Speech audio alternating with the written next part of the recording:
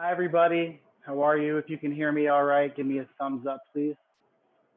All right. Well, thank you to Juan and Colleen and the Battery for having us. It is Black History Month. I am Black, but that's not the reason I'm here. I'm here to share some really amazing whiskey with you. I work for a company called Uncle Nearest Premium Whiskey. We have just been decided as the most awarded whiskey in U.S. history, the only whiskey brand in the United States history that's led by an all-women executive team. And Uncle Nearest was the first African American Master Distiller on record. And I'm going to get into that in a little bit. But first, I want to get some prep done.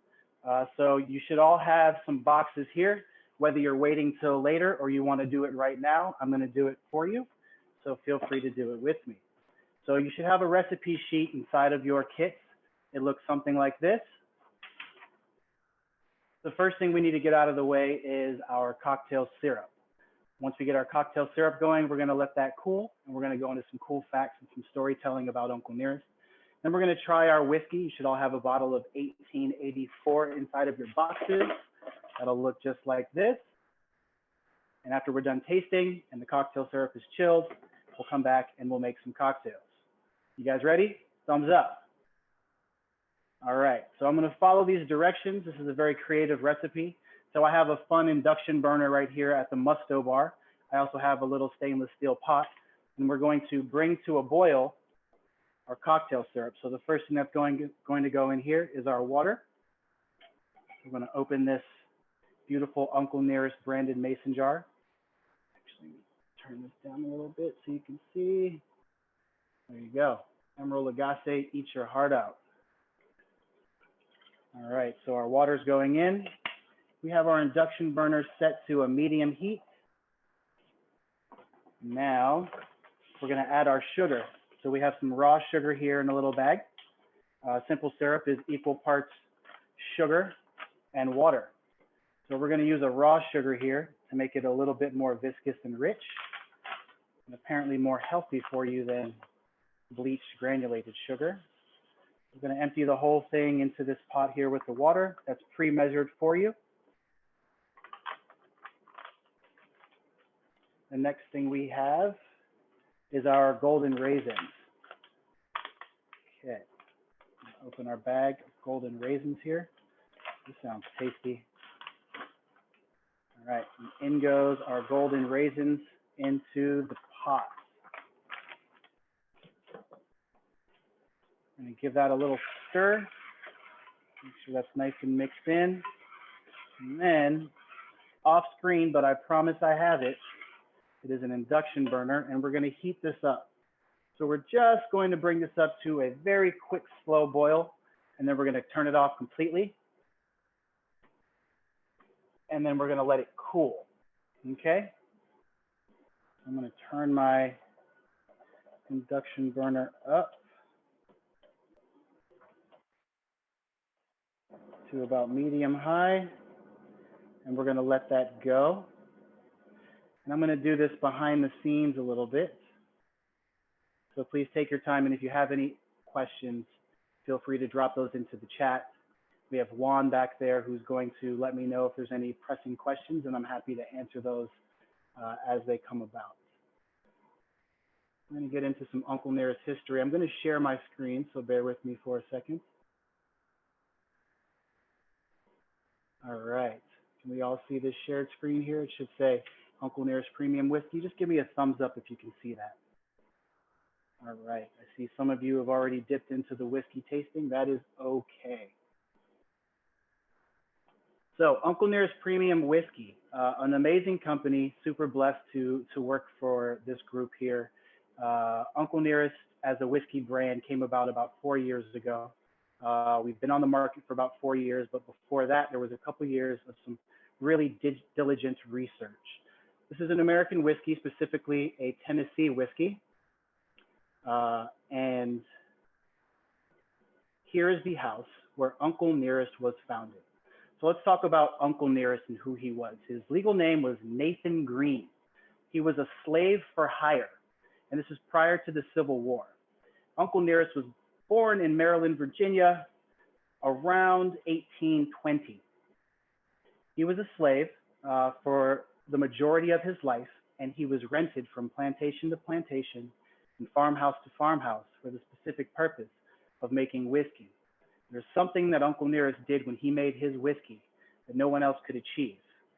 It was so incredible, in fact, that Uncle Nearest's whiskey happened to win awards everywhere he went.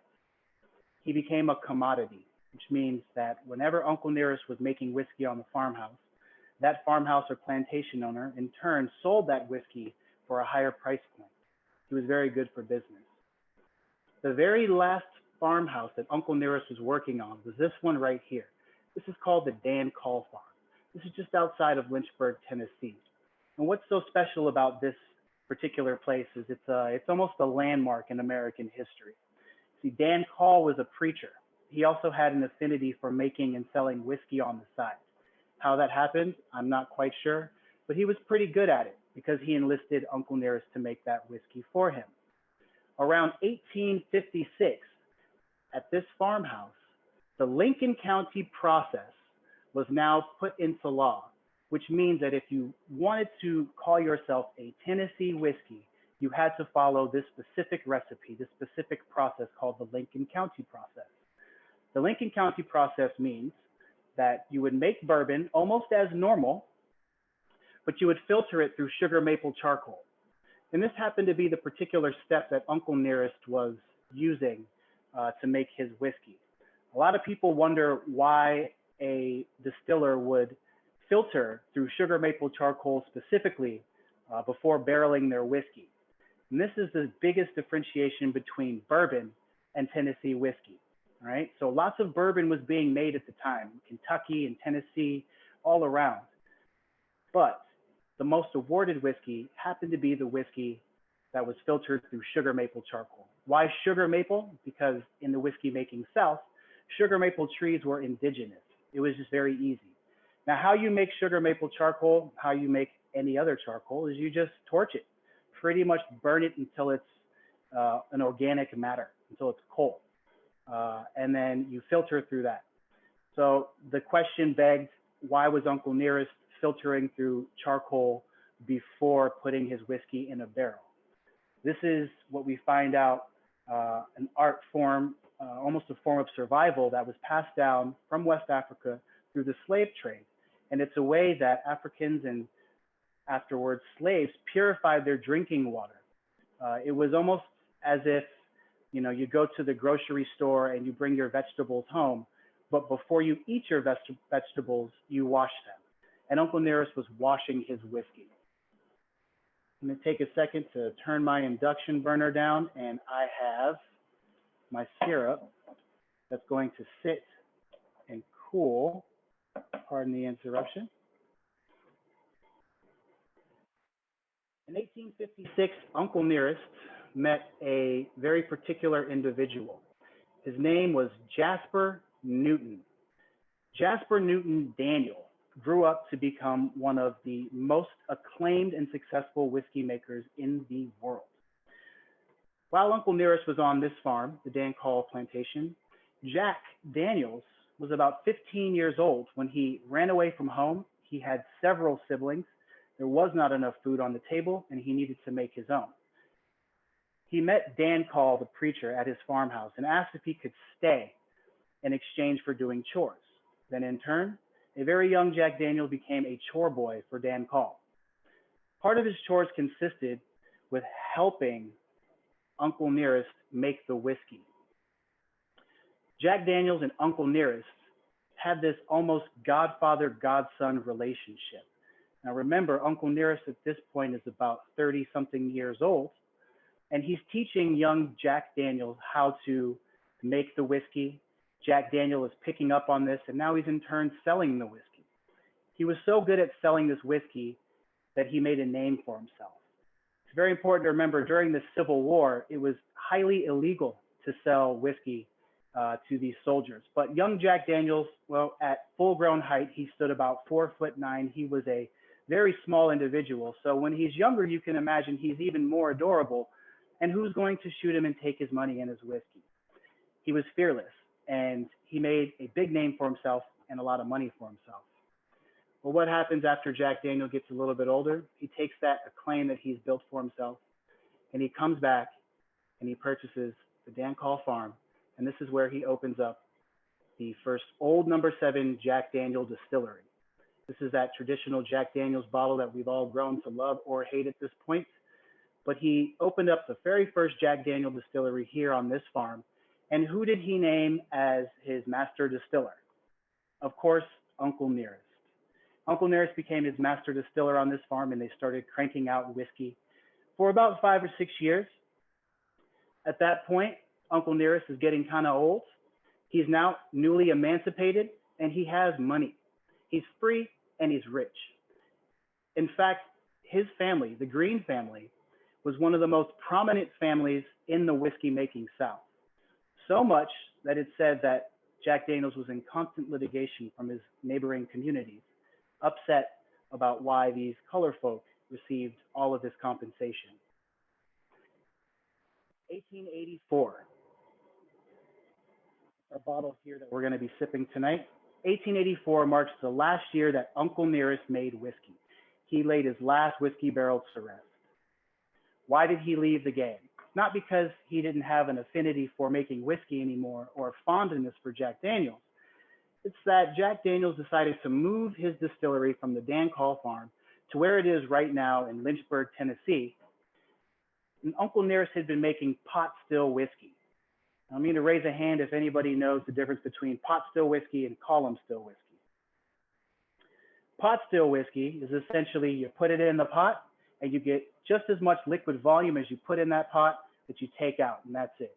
The column still was invented for a continuous distillation so you can make a larger volume of whiskey. And Jack Daniel's business was booming, and he needed to make more. Yes, whiskey making is whiskey making, but it's a bit different to learn the techniques of a column still versus a pot still. So Uncle Nearest, now emancipated in an older age and rich, decides that he wants to retire from the game of making whiskey. And so he declines the offer to move down to the new, big, beautiful Lynchburg distillery, but instead he sends his son, George Green.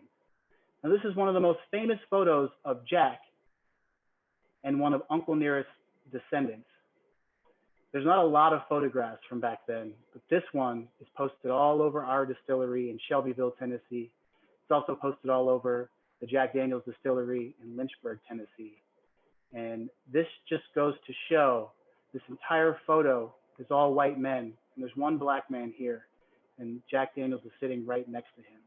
So when I say godfather-godson relationship, I mean that they were family. And Jack treated Uncle Nearest like some of the only family that he had. This is a prequel to a very amazing whiskey story. Moving on, we have Uncle Nearest today. Uncle Nearest, the fastest growing independent whiskey company in U.S. history, the most awarded whiskey company in U.S. history, and the very first distillery in the world to name an African American after their brand. I mentioned that we are also the only all-female executive team of a major American spirits brand. And it is my pleasure to introduce you to our executive team. So first here we have Fawn Weaver. Fawn Weaver put together this story. She put together the money, she put together the energy, the effort, and she put together the teams that assembled over 10,000 hours of research, over 4,000 different artifacts, from genealogists to historians to living descendants of Uncle Nearest. She spent years on this.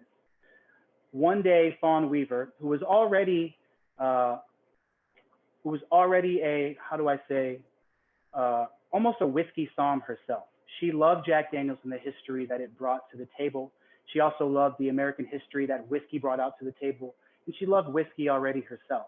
So one day while she's reading the New York Times, there's an article by a gentleman named Clay Ryson, who's writing and says that the greatest whiskey maker the world has ever known, Jack Daniels, may have learned his craft from an ex-slave. Well, then she took it upon herself to fly directly to Lynchburg and do some research herself. While she's doing research on this, she meets this woman here in the bottom left, Sherry Moore. Sherry Moore worked for Jack Daniels making whiskey for over 30 years. and then she retired. And while Fawn was doing her research, Sherry mentioned, while pulling out all of the living descendants' phone numbers of Uncle Nearest from her cell phone and passing it off to her, she mentioned, if you ever decide to come out with a whiskey brand honoring Uncle Nearest, I will come out of retirement and I will help you. Well, a couple short years later, Sherry Moore is our head of whiskey operations. Moving over to the to the right here, we have Victoria Edie Butler. And this is really, really special to us. I absolutely adore and love this woman. Victoria Butler not only curated this 1884 small batch, she was just named just a week ago the Master Blender of the Year for the entire United States. She's our Master Blender, our good family member, and she's also the great-great-granddaughter of Uncle Nearest. So this is the first time in almost 200 years where Uncle Nearest's bloodline is making the whiskey for themselves. Remember, Uncle Nearest was a slave for hire, so everywhere he made whiskey, other people took the credit. This is really special to us.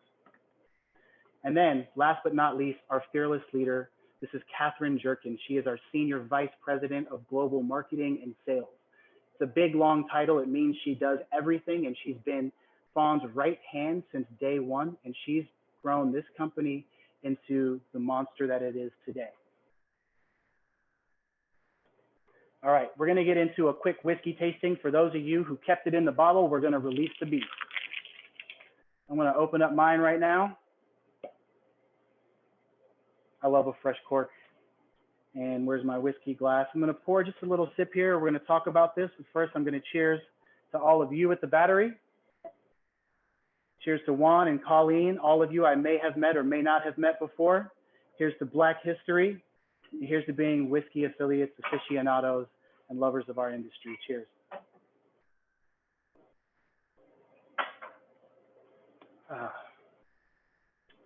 That's really good. Okay. Into the specifics of 1884. So I mentioned that 1884 signifies the last year that Uncle Nearest laid his very last whiskey barrel to rest. You've heard why he retired. Now you'll hear about the actual whiskey. This small batch is 93 proof. This is the lightest whiskey that we have in our portfolio. Tennessee whiskey does this thing. Because it's filtered through sugar maple charcoal, it takes something that's, say, 120 proof, and it makes it feel and taste like 100 proof. It brings all of the smoothness, a little bit of the richness and character from that sugar maple charcoal. But what really separates our whiskey from every other whiskey on the shelf in the liquor store and at your local bar is our high proof at 93 plus our mash bill. Our mash bill, for those who don't know what a mash bill is, it's all of the ingredients that go into the fermentation to create the actual whiskey, so all the grains. Our mash bill is 86% corn, and then the remaining 24% is split evenly between rye and barley. So we have a super high corn content and a super high proof. That's why you're getting a deep richness. That's why you're getting a smooth flavor, and that's ultimately why you're going to enjoy this whiskey maybe more than a lot of other whiskeys out there. There's really not a lot of whiskeys, bourbons or other, that have this high proof with this high corn content. Most bourbons, they cap out at about 76% corn. We're 86%. And that's the biggest flavor profile difference. In this particular bottle, there's 7 years. So this is aged 7 years. It's a bit lighter than the rest of our SKUs. Our next bottle up is 100 proof and goes to 14 years of age. So this one right here keeps and protects the light fruity notes. So if you give it a little bit of a sniff, you're gonna get that nice green, that nice cream, that toffee off the top. And of course, we're gonna keep our very rich caramel flavor. This is gonna be perfect in cocktails, which is why we've chosen this for today. Goes great with lemon juice. It stands up to all the sugar because of the high proof. You can mix it with just about any mixer you want. a very, very beautiful whiskey right here. So this particular whiskey has won double gold in the San Francisco World Spirits Competition, which is the highest honor that a spirit can get in the world, and it's also won several other awards for its composition. Go ahead, give me a thumbs up, a clap, a back handspring or something. You guys enjoying this whiskey?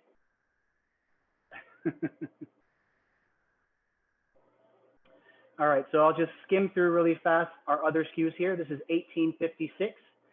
You can get this here at the Musto Bar. You can also get it at almost any large retailer like Bevmo or Whole Foods or Trader Joe's and a lot of different liquor stores. This is 100 proof, and there's up to 14 years inside of this particular bottle right here. Oops. And our 1856, it signifies the year that the Lincoln County process was fully legalized, which means that if you were going to call yourself a Tennessee whiskey, you have to follow the Lincoln County process. 1820 signifies the year that Uncle Nearest was born. This is our crown jewel from our portfolio here. You can also find this at the Musto Bar. I saw a bottle. I might sneak some away later. This is on average about 115 to 122 proof. And this is fully aged 14 years. We released only 6 barrels of this every year. So generally it's gone within the first 60 seconds of being released online. Juan or Colleen could probably help you procure a bottle if you're really interested in adding it to your collection. And if you're a whiskey collector, I would definitely add this to your shelf. All right, so the last thing I'm going to go over here is our process. So this is the full process of how to make bourbon. Minus this charcoal mellowing piece right here, if you take this out, this is how you make bourbon. It starts in the grain. You put the grain in the mill and you grind it up real fine. And you put it in the cooker, heat it up. Then you're going to put it in the fermenter. It's got your yeast, has your water, all of your different grains. And this is going to ferment for a while. And it's going to start to produce that good bacteria that burps out alcohol for us. Then we're going to filter it into the still. It's going to distill. Now we're making our whiskey, but our whiskey is only our white dog. It's not brown until it goes into the barrel. Out from the still into the spirit tank comes our white liquid, which is our super volatile, high proof white dog whiskey. The spirit tank, it gets mellowed. So in goes the charcoal. The charcoal acts as a filter and it starts to absorb all of the impurities, leaving a very refined whiskey that goes directly into the barrel. The barrel, it will sit in a rick house for as long as it needs to sit, and then it'll go through one more filtering process before it goes into the bottle, onto the shelf, and into your bellies.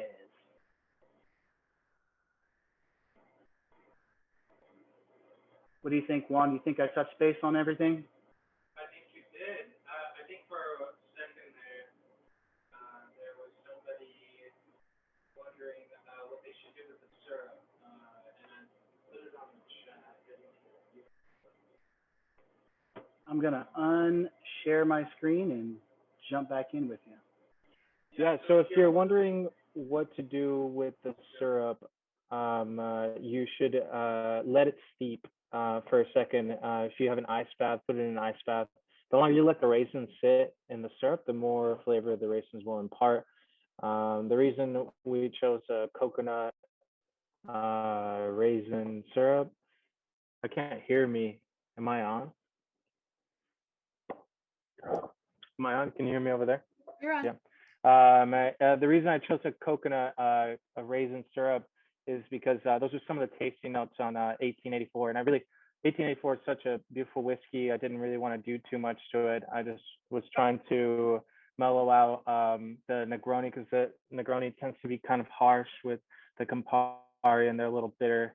Has a bit of a bite since it's all alcohol. But the little bit of syrup you'll see in the recipe will go a long way. It'll just bring out those characters in Uncle Nearest.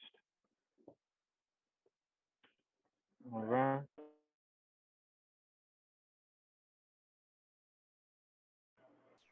All right, so I've strained my coconut raisin syrup into this little cup here. It's been cooling for a while. and we're going to go into the recipe. You guys ready? All right. So we're going to read this out together. The Lincoln County Boulevardier. That's the very first cocktail that we are going to make here. The ingredients: 1 ounce of Uncle Nearest 1884, 1 ounce of Campari, 1 ounce of Noilly Prat sweet vermouth, and 0.3 ounces of coconut raisin syrup and ice. We're going to stir this one. So if you have a mixing glass and a bar spoon, show off your skills right now. So I have my whiskey here, and I have my jigger. I hope you all have a jigger ready and available. I'm gonna go in with, all right, you got jiggers in your kits too, the battery. Wow, I should be a member. Somebody nominate me. All right, so I got 1 ounce of our 1884 Uncle Nearest into the mixing glass. Now I'm gonna go into my box and grab my Campari. That's gonna be this one right here. And we're looking for 1 ounce of Campari. Oh, I love this stuff. Boulevardier is one of my favorite cocktails. So unctuous and sexy and a little bitter and sophisticated. And now we're looking for our Noilly Prat sweet vermouth. And here we go, our Noilly Prat sweet vermouth. Open. Wow, this one really has a tight lid on it, huh?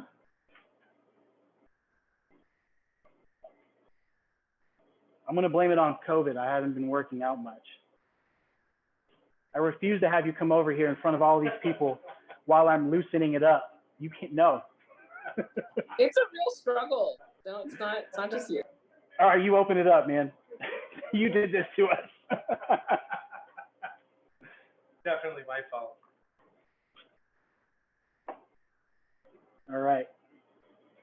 Behold the open bottle of Noilly Prat sweet vermouth. So we are going to take 1 full ounce, pop it in there like so. And last but not least, oh, that coconut raisin syrup. Such exotic ingredients make for such a very smooth, buttery flavor profile. All right. In we go with some ice.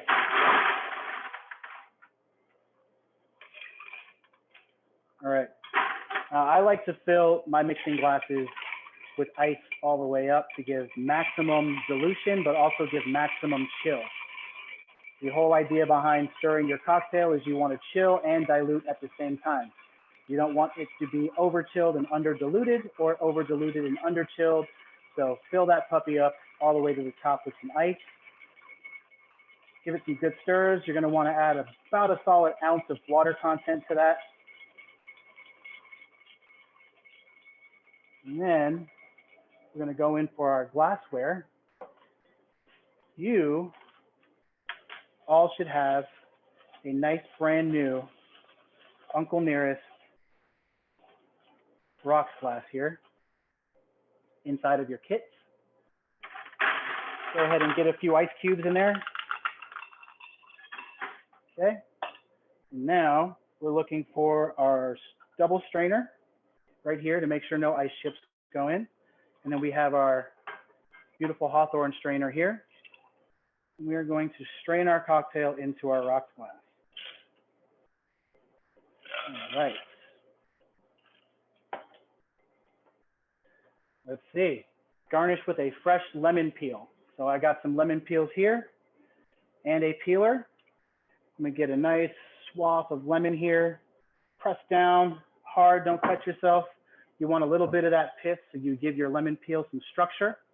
And then you're gonna flip your peel so it's the yellow side, bright side out between your fingers, and you're just gonna express. And express means you're gonna pinch it until those lemon oil flavors come out. I like to twist mine up and then just give it a little kiss around the lip. Drop it right on the top. And cheers to you, the Lincoln County Boulevardier. Cheers, everyone. I see some of you guys are straining, putting ice in your cups. Wonderful. That was great, Gideon. Is everybody following along? Anybody have any questions or need to catch up a little bit? I have a question. Yeah. Hey, it's Debbie. Hey, Debbie. I'm watching, not making, so I can Oh, film just a little. It's too much at once. But I have a question about the syrup. Could you describe when we make it, what's the consistency? Like, how do we know when we should stop boiling? Like, what is it sticky or is it? so in a perfect world, you would boil the raisins first with the syrup and extract all the flavor. And while it's hot, you add the sugar and let it dissolve. And then you just let that steep for a while, and that should give you the exact right consistency. It shouldn't be too dense because then you can't really pour it fast enough. And perhaps at home that's not an issue, but in a bar setting that's a big problem. So usually bars do 1-to-1 sugar to water ratio. And here at the Battery, actually, we don't even cook. We don't put it in a hot burner, especially for simple syrup. We just blend it. So you can also just blend it. But for this syrup in particular, you want it to extract the flavor for the raisins from the raisins to go with the coconut water. So that's why we cook it down. You're kind of making a raisin coconut water reduction and then adding the sugar so that you have that flavor profile and the sugar makes it into the syrup. The 1-to-1 ratio of syrup will also last you a good time in the fridge. If you want to make it more watery, you can do that, but you have to adjust your recipe so because the more water content, the less sweetness it's going to have, and the more watery your cocktail will taste. You could also make it more syrupy and do like 2 cups of sugar for 1 cup of water. But then you have a 2-to-1 ratio, which is called rich simple syrup, and that'll last you for months. You could even, some people don't even stick that in the fridge because the composition makes it so it doesn't really expire. But that's really rich, and that's more of like has a consistency of like a really rich maple syrup. Amazing, thank you. Of course. Well done. I love that expression. Unmute myself. All right, so let's see. Does everybody have their cocktail ready? If they're going to have it, let me see tell me by putting it in the air here. Ooh, those are beautiful. All right. This is, we're going to call this next round hammer time because you're going to have a second cocktail in you before you finish your first cocktail. All right. On to the next one, the Sand Creek Sour. So the ingredient list says 2 ounces of Uncle Nearest, 1884. We got that. 1 ounce of Meyer lemon juice. Yes. 0.75 ounces of coconut raisin syrup, and an egg white from 1 egg. So this looks like it's a traditional sour. I love sours. All right, so we're gonna get our shake on. I hope some of you have been working out because this one's gonna take a little bit of pressure from your arms. So I'm gonna go in first with my 1884. The recipe calls for 2 full ounces. So that's the tall side of your jigger, all the way up meniscus to the brim. All right, that's gone in there. And now the next ingredient is 1 ounce of Meyer lemon juice. So we have our lemons here. I am going to cut my lemon and I'm going to juice it fresh. Because why would we not juice fresh when we can? Okay. So into my jigger directly, I'm going to do a full ounce of lemon juice. Oh, the aromas. I love food and I love beverage, and I don't know which one I love more. Just don't tell the other one I love the other one more. Okay. In we go with our lemon juice, 0.75 ounces of coconut raisin syrup. So here we are again, 0.75. That's almost to the top of the short side of the jigger, but not so much. Okay. And now the egg part. So we're going to do a dry shake, and then we're going to do a wet shake. So you're going to go in, you're going to grab your eggs. I'm going to take out one egg here. Now we are going to crack our egg, but we're going to toggle back and forth between the two half shells, and we're going to save our yolk, all right? And we're going to discard our yolk. We're only going to use our egg whites. If you're a little bit nervous about this, you can do this over a separate cup. The idea here is that you don't want to get any of the egg yolk into the glass because the egg yolk protein will prevent the egg whites from frothing and becoming almost like a meringue. Make sense? Crack our egg here. We're going to let the egg white run in and toggle back and forth between the half shells. And then you should have something like this left, a little yolk. You can discard this. All right. Now comes the dry shake. Dry shake means we're going to shake this cocktail like it has ice, but without ice first. And what we're going to do here is incorporate a lot of air into the cocktail to make it nice and frothy, okay? So you're just going to shake, shake, shake, shake. And the more you shake, the more air that you incorporate, you're going to feel the top kind of push back, okay? Make sure it's on there pretty tight. The more energy you give this, the more silky and velvety your cocktail is going to taste. Yeah, I love that. G, you got the shake. You got the shake. We got the one-handed shake, the double-handed shake. All right. So now we're going to go in. If you look inside of your tin now, you'll see it's very frothy, like a beautiful meringue with a lot of lemony effervescence. We're going to go in and we're going to put ice into our shaker tin. More or less, I like to fill up the small side of the shaker. That's generally about enough ice. And now we're just going to shake it enough to chill it and just dilute it. We don't want to shake it as much as we shook with the egg whites. Ready?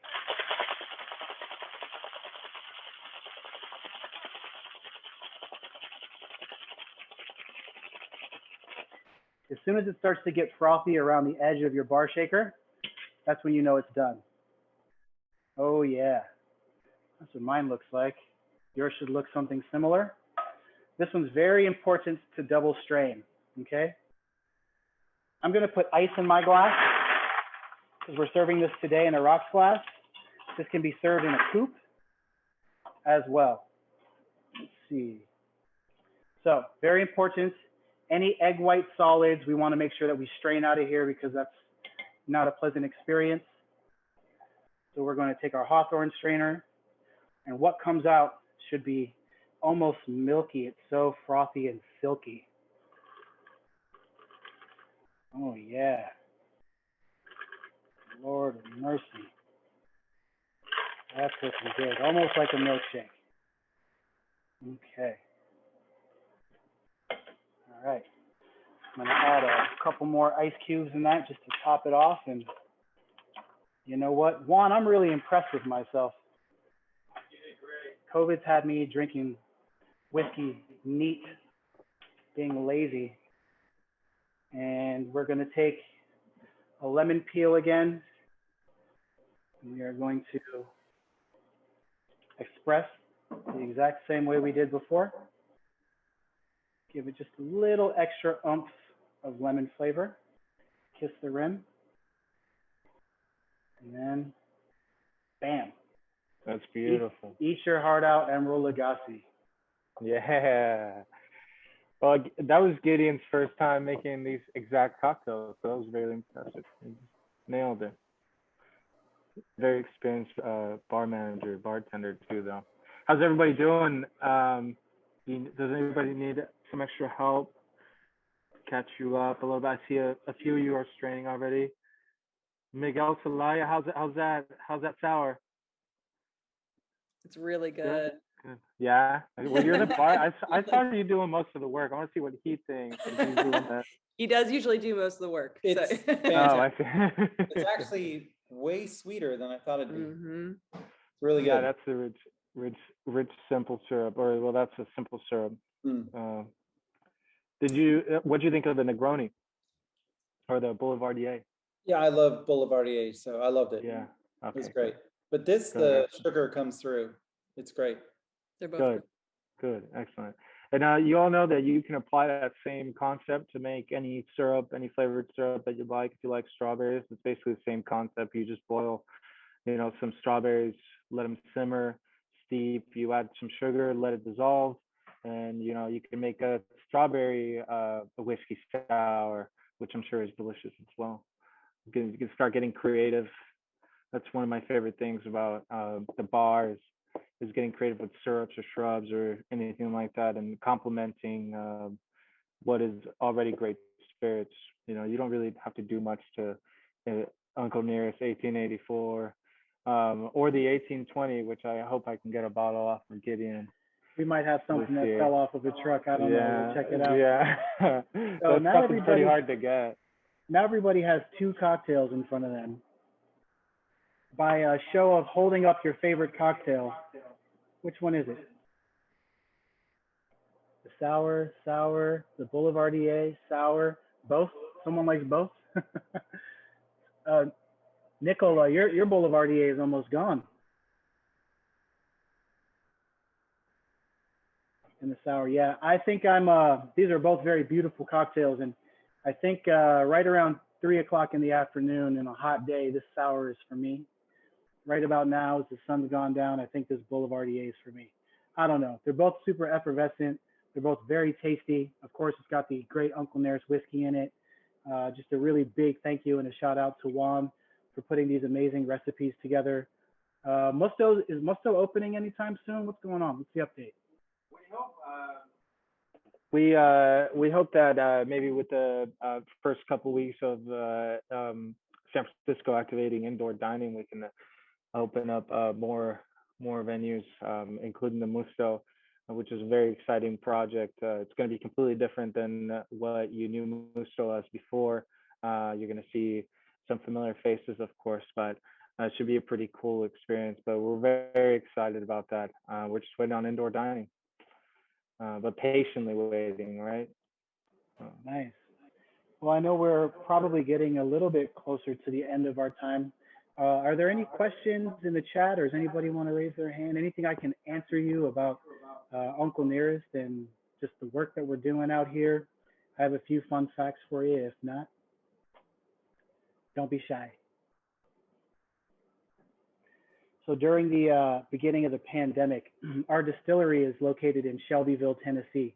And during the beginning of our pandemic, our co-founder and CEO, Fawn Weaver, she realized that communities of color were being affected for some reason a lot harder than more affluent communities, particularly in Detroit, New Orleans, and a lot of other cities. And she halted all work at our distillery and she turned it into a full-time mask distribution facility. And we have sent out almost a million masks to low-income and at-risk communities, or rather underserved communities, by the vehicle of liquor stores. So one of my tasks as an ambassador for Northern California here around Oakland and Sacramento and San Jose was to go to liquor stores and deliver hundreds and thousands of masks for free, and simply ask that if anyone comes in without a mask, please give them the mask. Instead of turning them away because they don't have a mask, give them the mask. And this is when we realized that, masks actually do save lives and they can help us out in the fight against this pandemic.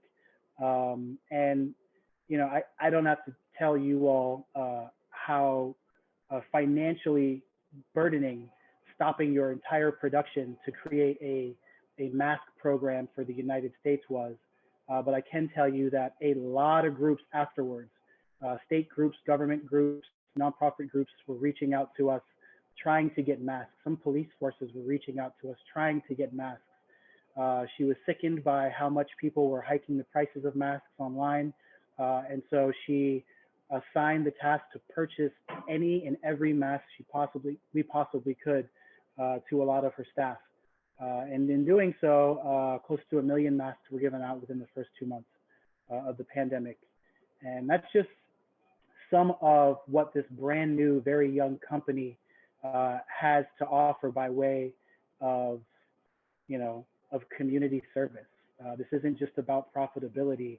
Our founders, our investors, they have other businesses. This isn't the only thing that they've accomplished in their lives. Fawn and her. We have a question from somebody. Oh, sure. What's the question? Todd is asking on the higher proof whiskeys, what is the best way to drink them? A little water or just on ice to reduce down to 80? That's a great question. I like my whiskeys hot. I've been trained to do so. It's really about your own tolerance. Putting a couple of drops in whiskey is exactly how you should enjoy it. If the volatility of that alcohol content is too much for your palate, then definitely dilute it with an ice cube or a couple of drops of water, whatever it takes for you to taste the flavors. More seasoned whiskey aficionados, they can stand up to that heat. They don't feel the burn. But what we don't want is for you to just burn the whole time. So it's okay that a single barrel is 120 proof, 130 proof, whatever it might be. But the idea here is that you're enjoying the whiskey at your level, how you like to drink it. You should not start with the burn and end with the burn. You should start with, an aroma, a smell, and then a taste, and then a long finish, and that should be about it. So the first thing I like to do when I taste my whiskeys is just go in with a little tiny sip and swish it around my mouth to season my palate. That gets my body used to the heat, to the ethanol vapors that are inside the whiskey. And then every subsequent sip after that, the flavors will get more intense and more intense. If you don't have a threshold for that super hot, volatile ethanol flavor or ethanol feeling effect, put a couple drops of water in there. Enjoy it. If you buy if all you do is buy 120 proof alcohol, and you realize that 2 drops of water is exactly what you need to enjoy your whiskey, and 2 drops of water is exactly what you need to enjoy your whiskey. Does that answer the question? I think so. I think you nailed it. Who asked that question? That was a library answer. So anyhow, in conclusion, yeah, we are a part of our community. Nathan Green was Uncle Nearest's legal name, and we have the Nathan Green Foundation. So far, the Nathan Green Foundation has been dedicated to putting all of Uncle Nearest's living descendants through full ride scholarships to college. And the Nathan Green Foundation also supports countless numbers of different community and activism organizations. Currently, we've partnered with Jack Daniels on the Nearest and Jack initiative, and that is for the sole purpose of introducing diversity and inclusion into the distilling world. So we're trying to mix it up a little bit. So we have fast track apprenticeships for people of color, especially women, to get into the distilling world and put their thumbprint, put their imprint on this industry. Because as we know, and as we've seen and tasted tonight, there's a lot of untold stories in the whiskey business. And that's what we're here to do, is to make sure that the legacy of Uncle Nearest lasts 200 years from now. So one question, Nathan Green versus Uncle Nearest. Like, how did that, maybe I missed this, but how did he get the name Uncle Nearest? That's a really good question. His legal name was Nathan Green. People called him Uncle Nearest. And that's just the names that people had back then. They had weird names like that. That's just what the people loved him, and they called him Nearest. We don't have a particular story about that. It's interesting. So Victoria Butler is on our executive team, and she's Uncle Nearest's great-great-granddaughter. And she curated the bottle you have in front of you. And, the descendants are always getting together and uploading more information. And it's beautiful to see. They are constantly tracing their ancestry and asking questions and talking to different people and compiling all the facts. And I wish I had an answer to that. That's my number one question, is why Nearest, but it more sounds like something cool that people used to call people back in the day. Yeah, it's a great name. It's very cool. Right? It kind of works. Yeah. Awesome. Thank you. Gideon, there's a question here from Ravi that says, what's your recommendation for best Uncle Nearest whiskey for an old fashioned? Oh, honestly, all of them. I would say start with your tolerance for heat. 1856 to 100 proof is my favorite. With an old fashioned, there's not a lot of ingredients. It's just water and sugar for the most part. So if you like something more closer to an 80 proof, start with our lower proof. If you like something a little bit fruity, so here's the thing. The lower the age, this is 7 years, our 1856 is 14 years. So this is going to give us a lot of fruit and caramel notes. Our 1856 at 14 years, at twice the age, is going to give us a lot more chocolate, a lot more deeper caramel, a lot more oak. So old fashions happen to be one of my favorite cocktails because they really embody the flavor of that actual whiskey. It's almost like you've already put the drops of water in there and you can get straight to the flavor profile. So if you're more of an oaky fan, go with the 1856. If you're more of a fruity fan, a lighter fan, go with the 1884. They're both blended impeccably. As you can see, we're the most awarded whiskey ever. And the 1820, I would definitely stay away from putting anything inside that besides water. Matter of fact, if you get your hands on a bottle, don't even open it. Just forget you have it, give it to your spouse, lock it up, just leave it alone, and you'll be real happy in just a few years. Some of those bottles are trading on the dark net for over $1,000 at this point. But if you are lucky enough to find one in the store or lucky enough to get one online before pre-sales are completely finished, it's only about $130, $150. So definitely worth collecting. Supply and demand. We only release 6 barrels every year. Great. There's another question on where can we buy it? What's the best place to purchase it? Does Cask carry it? Yes. All your favorite local retailers, Cask, Trader Joe's, Bevmo, Whole Foods, all types of places. Oh, I think my microphone went out. We can still hear you. You're good. Yeah, all the local retailers have it in San Francisco. You can order online from Drizzly and Minibar and all those like delivery apps if you want to. It's a little bit more expensive, but if you really need it, you can get it there. Lots of liquor stores. We have been growing 100% year over year for the last 3 years.